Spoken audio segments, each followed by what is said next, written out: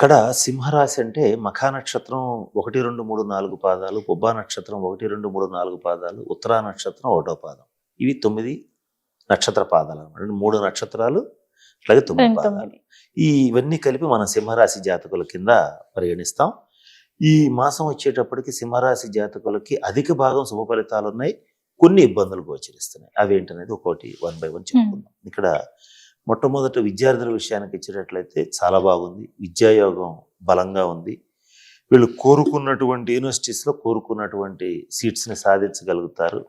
మంచి ఫలితాలు ఉంటాయి. అంటే వీళ్ళ యొక్క ఉత్తీర్ణత శాతం పెరుగుతుంది. అంటే బాగా కాంపిటీషన్ ఎగ్జామినేషన్స్లో కానీ, వీళ్ళు మామూలు ఎగ్జామ్స్ రాసినా కానీ, ఎట్లా రాసినా వీళ్ళు సక్సెస్ఫుల్గా ఉంటారు. విదేశీ విద్య కోసం అంటే విదేశాలు చదువుకోవడానికి వెళ్తూ ఉంటారు కదా, వాళ్ళకు కూడా అనుకూలంగా ఉంది. ఈ మాసం మంచి శుభ ఫలితాలు అనేవి ఖచ్చితంగా ఏర్పడతాయి. ఇక